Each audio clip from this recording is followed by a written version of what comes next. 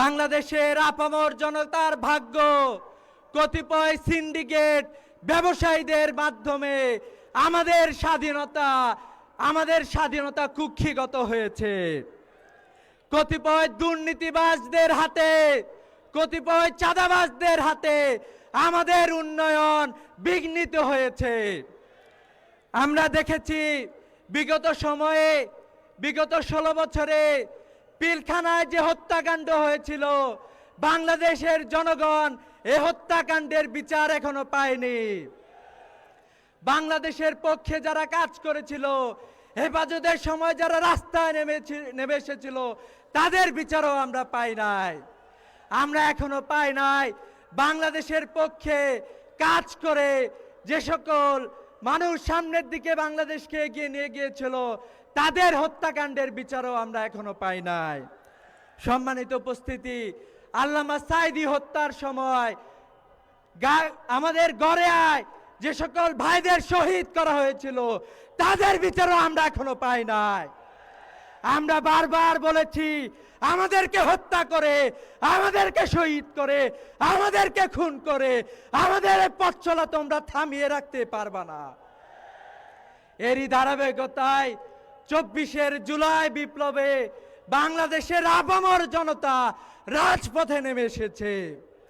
24 জুলাইয়ের বিপ্লবের অন্যতম অগ্রনায়ক উত্তরবঙ্গের শহীদ আবু সাঈদ বুক পেতে দিয়ে শহীদ হয়ে বাংলাদেশের মুক্তি নিশ্চিত করার জন্য কাজ করেছে। যে বাংলাদেশে আমরা চেয়েছিলাম বাংলাদেশের মানুষের মুক্তি নিশ্চিত হবে, বাংলাদেশের আপামর ছাত্র জনতা রাস্তায় নেমে বাংলাদেশের আইন শৃঙ্খলাকে নিশ্চিত করেছিল, ঠিকঠাক করেছিল।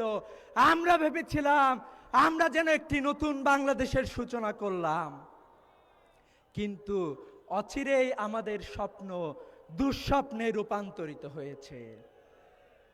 আমরা দেখেছি চাঁদাবাজরা প্রকাশ্য রাজপথে মিটফোর্ডের সামনে চাঁদাবাজির জন্য মিটফোর্ড হাসপাতালের সামনে সাধারণ মানুষকে পাথর চাপা দিয়ে হত্যা করেছে। আমরা দেখেছি একের পর এক সিন্ডিকেটের হাতে বাংলাদেশ আবারও বন্দী হয়ে গিয়েছে। আগে যারা চাঁদাবাজি করত, এখন নতুন চাঁদাবাজ গোষ্ঠীর উদ্ভব ঘটেছে। এ যেন শুধুমাত্র চাঁদাবাজদের হাত বদল হয়েছে, অন্য কিছু হয় নাই। এরকম একটি সময়ে আমরা এটাও দেখতে পাচ্ছি যে সুন্দর ক্যাম্পাস আমরা চেয়েছিলাম, তেজগাঁও কলেজে ইন্টারমিডিয়েটের একজন শিক্ষার্থীকে কতিপয় ছাত্র নামধারীরা নির্যাতন করে শহীদ করেছে। এরকম একটি মুহূর্তে বাংলাদেশের মানুষরা আশঙ্কা প্রকাশ করছে আর একটা ফ্যাসিবাদের বাংলাদেশে জন্ম হতে যাচ্ছে। আমরা যারা নতুন এক ফ্যাসিবাদের জন্ম দিতে চান, তাদেরকে আমরা বলতে চাই 2026 সালে 12ই ফেব্রুয়ারি বাংলাদেশের মানুষ নতুন এক বাংলাদেশ বিনির্মাণ করবে। আমরা দেখতে পাচ্ছি তারা যখন আমাদের সাথে সুন্দর কার্যক্রমে সুন্দরভাবে সামনে এগিয়ে যেতে পারছে না, তখন তারা অন্য পথ অবলম্বন করার কার্য শুরু করেছে। আমরা বলতে চাই, আপনারা যারা বাংলাদেশের বিভিন্ন জায়গায় নারীদের উপরে হামলার সাথে জড়িত, তাদের জবাব বাংলাদেশ 12ই ফেব্রুয়ারি দেবে ইনশাআল্লাহ। যতগুলো সিন্ডিকেট নিয়ে আমাদের কৃষিকে আপনারা ধ্বংস করেছেন, আমাদের ব্যবসা বাণিজ্যকে ধ্বংস করেছেন, আমাদের তরুণদের সামনে এগিয়ে যাওয়াকে ধ্বংস করেছেন, এই সকল ষড়যন্ত্র বাংলাদেশের মানুষ, বাংলাদেশের সাধারণ জনগণ উপেক্ষা করে আগামীতে সামনের দিকে এগিয়ে যাবে ইনশাআল্লাহ। আগামীর প্রধানমন্ত্রী ডক্টর শফিকুর রহমান কিছুক্ষণের মাঝে আমাদের সামনে উপস্থিত হবে ইনশাআল্লাহ। ডক্টর শফিকুর রহমানের আগমন উপলক্ষে ঠাকুরগাঁয়ের আপামর জনতার পক্ষ থেকে আমরা দাবি জানাতে চাই, অতীতে বাংলাদেশের যে উন্নয়ন হয়েছে সেখানে ইকুইটি অনুসরণ করা হয় নাই, যার ফলে উত্তরবঙ্গের প্রকৃত উন্নয়ন সম্ভব হয় নাই। আমরা বিশ্বাস করি ডক্টর শফিকুর রহমানের নেতৃত্বে আগামীতে যে সরকার গঠিত হবে, সেই সরকার বাংলাদেশের মানুষের এবং উত্তরবঙ্গের মানুষের ভাগ্য পরিবর্তনের জন্য কাজ করবে ইনশাআল্লাহ। সংগ্রামী উপস্থিতি, আগামী 12ই ফেব্রুয়ারি নিয়ে যদি কেউ ষড়যন্ত্র করে থাকে, আমরা কি সেই ষড়যন্ত্র মোকাবেলা করার জন্য প্রস্তুত আছে? আমরা কি সবাই প্রস্তুত আছে? নারায়ে তাকবীর, নারায়ে তাকবীর। আগামীর বিজয় আমাদের দেখা হবে 12ই ফেব্রুয়ারি। নতুন এক বাংলাদেশ বিনির্মাণ করে আমরা ঘরে ফিরবো ইনশাআল্লাহ। উত্তরবঙ্গকে বলা হয় বাংলাদেশের শস্য ভাণ্ডার। বাংলাদেশের 3 ভাগের 1 ভাগ খাদ্য এখানে উৎপাদন হয়, ফল উৎপাদন হয়, সবজি উৎপাদন হয়। সারা বাংলাদেশকে যারা খাবার সরবরাহ করেন তারা গরিব হতে পারেন না। এই মাটি উর্বর, মানুষ পরিশ্রমী, ধুরন্ধররা তাদেরকে গরিব বানিয়ে রেখেছে। যুগের পর যুগ বৈষম্য করা হয়েছে, ন্যায্য পাওনাটা দেওয়া হয়নি। সরকার এসেছে, সরকার গিয়েছে, নেতা এসেছেন, নেতা গিয়েছেন। হয়তোবা তাদের ব্যক্তিগত কিছু সুযোগ সুবিধা হয়েছে, কিন্তু জনগণের যা হওয়া দরকার ছিল সেটা হয়নি। বলবেন কিছুই হয়নি, না হয়েছে। একেবারে যদি অস্বীকার করা হয়, সত্যকে অস্বীকার করা হবে। কিন্তু দুর্নীতি এবং দুঃশাসনের কারণে যা হওয়ার কথা ছিল তার কিছুই হয়নি। যদি দুর্নীতি আর দুঃশাসন না থাকতো, তাহলে উত্তরবঙ্গ বাংলাদেশের কৃষি রাজধানীতে পরিণত হতো। এখনো সেই পুরানা কায়দায় জমিতে অল্প অল্প করে চাষ, হাড় ভাঙ্গা পরিশ্রম। অথচ জামানা যুগ এখন বহু এগিয়ে গেছে। এই কৃষককে যদি সহজ শর্তে বিনা লাভে ঋণ দিয়ে, প্রযুক্তি হাতে তুলে দিয়ে তাদেরকে বলা হতো আনন্দের সাথে মাঠে ফসল ফলাও, সেই ফসল এখন যা উৎপাদিত হয় তার কমপক্ষে 3 গুণ উৎপাদন হতো। বলবেন যা উৎপাদন করি তারই তো মূল্য পাই না, 3 গুণ ফলাইলে কি আমরা মূল্য পাবো? হ্যাঁ, আপনারা অবশ্যই মূল্য পাবেন। যদি দেশ ইনসাফের ভিত্তিতে পরিচালিত হয়, তাহলে কৃষক তার উৎপাদিত পণ্যের ন্যায্য মূল্য অবশ্যই পাবে। মধ্যস্বত্বভোগীরা তাদের কপাল নিয়ে খামসি করতে পারবে না। এরপরে এই 3 গুণ ফসল যেটা ফলাবেন, সেটা তখন সংরক্ষণের জন্য জায়গায় জায়গায় সংরক্ষণাগার গড়ে তোলা হবে। ফল তাড়াতাড়ি পাকে, শেষ হয়ে যায়, পচে যাওয়ার ভয়ে অল্প মূল্যে আপনারা বিক্রি করে দেন। সেই ফল যখন সংরক্ষণের ব্যবস্থা হবে, তখন আর তাড়াহুড়া করতে হবে না, আপনারা ন্যায্য মূল্য পাবেন। আর বাংলাদেশ সারা বৎসর আপনাদের কাছ থেকে পুষ্টি এবং ফলমূল পাবে ইনশাআল্লাহ।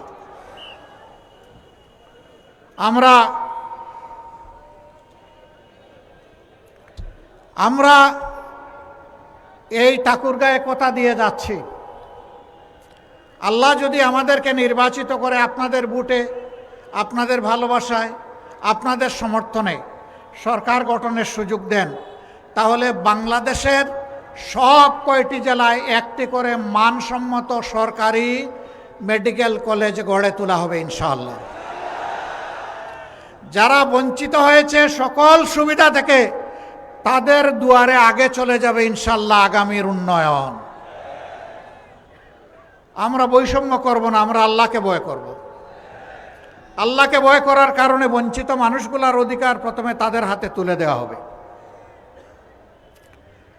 ঠাকুরগাঁওবাসী, এর আগে দফায় দফায় আপনারা অনেককেই আপনাদের মূল্যবান ভোট, ভালোবাসা, সমর্থন দিয়েছেন।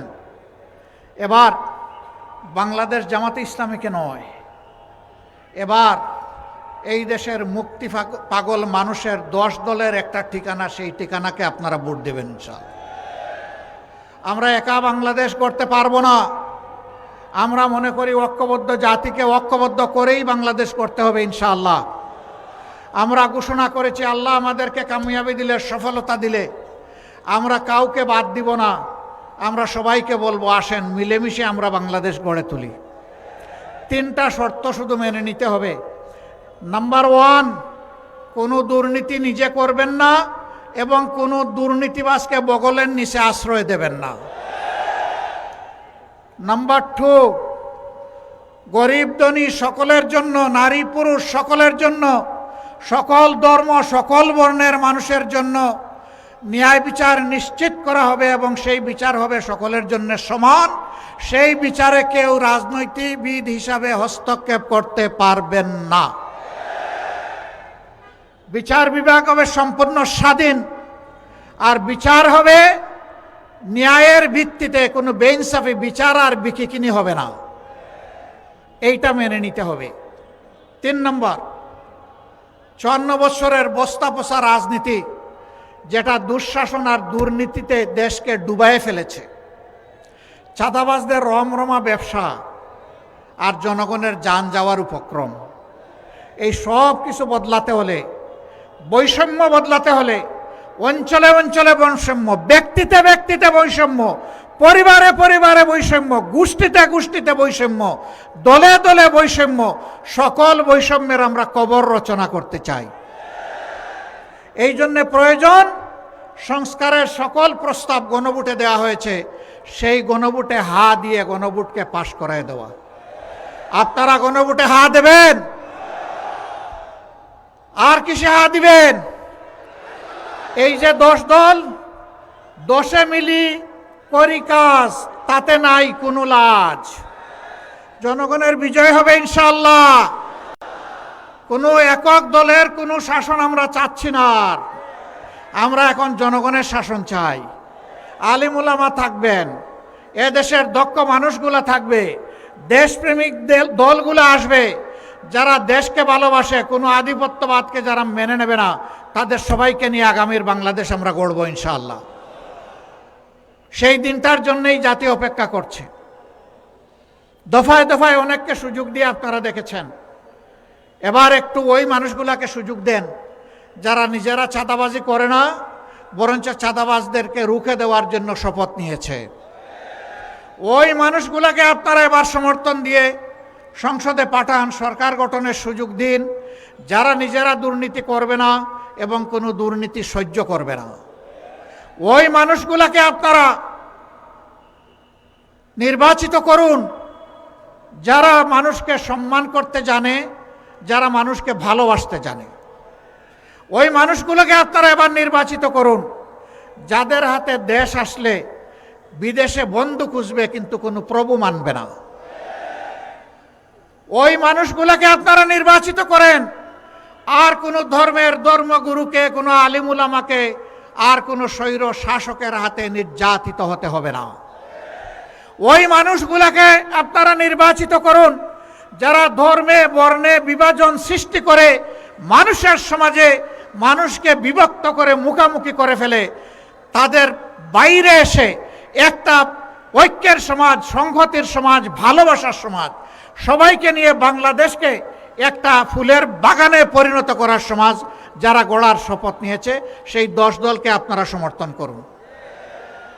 প্রিয় দেশবাসী, যদি আমরা আল্লাহর মেহেরবানিতে আপনাদের ভালোবাসায় নির্বাচিত হই, তাহলে আমরা কথা দিচ্ছি যে আমরা ইনশাআল্লাহ আমরা গোটা উত্তরবঙ্গকে বাংলাদেশের গৌরবের কৃষি রাজধানীতে পরিণত করব ইনশাআল্লাহ।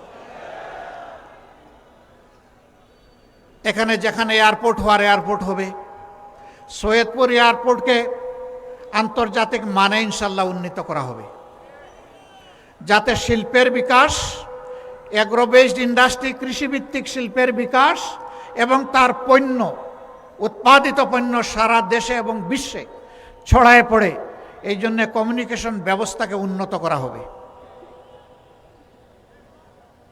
আমরা আর দেখতে চাই না বেকারত্বের কষ্ট বুকে চেপে এখানকার সন্তানেরা রাজধানী ঢাকায় গিয়ে গলিতে গলিতে কষ্ট করবে, ঘোরাঘুরি করবে, একটা চাকরি পাবে না। আমরা চাই তাদেরকেই দক্ষ জনবল হিসাবে গড়ে তুলে উন্নত শিক্ষা এবং প্রশিক্ষণের মাধ্যমে প্রত্যেকটি ঘরকে এক একটা ইন্ডাস্ট্রিতে আমরা পরিণত করতে চাই। বিশ্বে এরকম বহু দেশ আছে, জাপান আছে, ভিয়েতনাম আছে, চায়না আছে, তারা তাদের প্রত্যেকটা ঘরকে ইন্ডাস্ট্রিতে পরিণত করেছে। তারা যদি পারে আমরাও পারবো ইনশাআল্লাহ। এই দেশের চেহারা বদলে যাবে শুধুমাত্র আমাদের যুবক যুবতীদের হাতে আমরা যদি কাজ তুলে দিতে পারি, সম্মানজনক কাজ, তাদেরকে কাজ তুলে দেওয়ার হাতে আগে যদি হাতগুলো আমরা গড়ে দিতে পারি।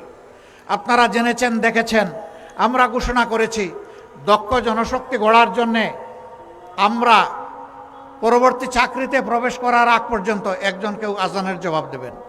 চাকরিতে প্রবেশ করার আগ পর্যন্ত পর্যাপ্ত ট্রেনিং দেওয়ার জন্যে সর্বোচ্চ প্রয়োজনে একজন ছাত্রছাত্রীর পিছনে প্রতি মাসে আমরা 10,000 টাকা করে সরকারি কোষাগার থেকে ব্যয় করব। এরপরে তাদেরকে দক্ষতা দিয়ে বলবো, যাও এবার দেশ সেবা করো, এবার বিশ্বের যেখানে পছন্দ সেখানে যাও, গিয়ে দেশের জন্য তুমি কিছু করো। এরা আর বেকারত্বের অভিশাপে বুঝবে না। অনেকে বলেছেন বেকার ভাতা দিবেন, বেকার ভাতা অপমানের। আমরা তাদের হাতে অপমানের চাবি তুলে দিতে চাই না, আমরা সম্মানের কাজ তুলে দিতে চাই। এখানে যুবক যারা হাত তুলুন, আপনারা কাজ চান না বেকার ভাতা চান? কাজ চান কারা? হাত তুলেন। আলহামদুলিল্লাহ, সবাই কাজ চায়, একজনও বেকার ভাতা চায় না। আমরা ওই জাতিকে বেকার বানাতে চাই না। সম্মানিত ঠাকুরগাঁওবাসী, কথা আমি শেষ করব। এখানে 3টা নির্বাচনী আসন আছে। আমি আগেও বলেছি, দফায় দফায় অনেককে অনেক সুযোগ দিয়েছেন। আপনাদের এই ভাইগুলাকে এবার একটু সুযোগ দেন। আপনারা দিতে রাজি আছেন? আপনারা এই কয়জনে দিলে হয়ে যাবে? প্রত্যেকটি ঘরকে জাগিয়ে তুলতে হবে ইনশাআল্লাহ, মা বোনদেরকে জাগিয়ে তুলতে হবে। আমরা নারী পুরুষ সবাই মিলে আমাদের স্বপ্নের প্রত্যাশার বাংলাদেশ গড়ব ইনশাআল্লাহ। আমরা সেই অ্যাসপায়ারিং বাংলাদেশ অফ দ্য ইয়াথস, যুবকদের আকাঙ্ক্ষার বাংলাদেশ আমরা গড়ব। মায়েদের জন্য নিরাপদ বাসস্থান, যাতায়াত, কর্মস্থল আমরা নিশ্চিত করব ইনশাআল্লাহ। তারা গর্বের সম্মানের সাথে তারা এ দেশকে সেবা করবেন, তারা অবদান রাখবেন সকল উন্নয়নমূলক কর্মকাণ্ডে। আমরা সবাই মিলে হাতে হাত মিলিয়ে ইনশাআল্লাহ আমরা দেশ গড়ব। আমরা কোনো বিভাজন সৃষ্টি করতে চাই না। আমি আগেই বলেছি, 3 শর্তে যারা রাজি হবেন, এটি বাংলাদেশ জামাতে ইসলামীর শর্ত না, এটি জনগণের কলিজার শর্ত। এদেশের মানুষ এইগুলাই চায়, এর বাইরে কিছুই দেখতে চায় না। আসুন আমরা সেই মানুষগুলোকে আপনাদের হাতে তুলে দেই, যাদেরকে নিয়ে আগামী দিনে আপনারা কাজ করবেন, সংসদে পাঠাবেন। আপনাদের সেবক হয়ে কাজ করবে, মালিক হয়ে নয়। সৎ হয়ে কাজ করবে, চুর হয়ে নয়। আপনাদের সম্পদের পাহারাদার হবে, চৌকিদার হবে, সম্পদের মালিকে পরিণত হবে না ইনশাআল্লাহ। এই ঠাকুরগাঁও 1 থেকে আমরা যাকে দাড়িপাল্লা হাতে দিয়েছি, আপনাদের সকলের প্রিয়, আমাদের সকলের স্নেহের মজলুম ছাত্র জননেতা, যাকে খুন করার পরিকল্পনা করেছিল, আল্লাহ তাকে বাঁচিয়ে রেখেছেন। রাখে আল্লাহ, মারে কে? এখন আমরা দেখতে চাই এই লোকটাকে আপনারা সুযোগ দিয়ে সংসদে পাঠাবেন এবং সে আপনাদের জন্য দিন রাত কাজ করে যাবে। আপনারা কি রাজি আছেন? আলহামদুলিল্লাহ। দাড়িপাল্লা রাখেন না? কোথায় পাল্লা লুকিয়ে রাখছেন কেন ভাই? পাল্লা তো জনগণকে দেব। এই যে আমরা দেলোয়ার হোসেনের হাতে এই ঠাকুরগাঁও 1 আসনের পাল্লা তুলে দিলাম, ইনসাফের প্রতীক।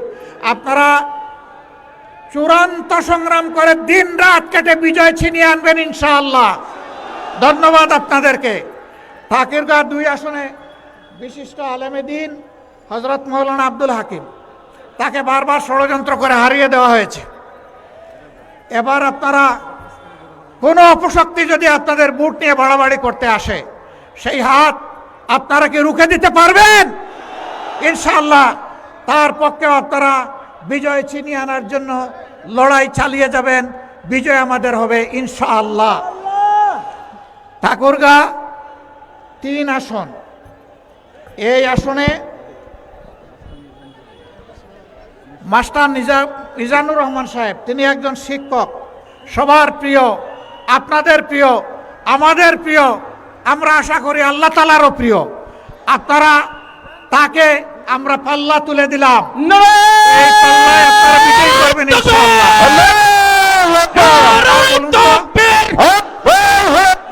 এই তিনজন মানুষ,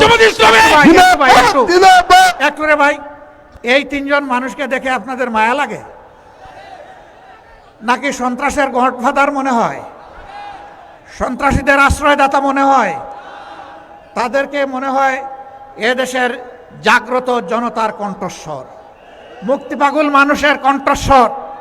আমরা আপনাদের কাছে আমানত রেখে গেলাম, আপনাদের বুটের আমানত দিয়ে তাদেরকে আপনারা সুযোগ করে দেবেন। 5 বছর আমি কথা দিয়ে যাচ্ছি, এই তিনজন আপনাদের আমানতের পাহারাদার হবে, চৌকিদার হবে ইনশাআল্লাহ।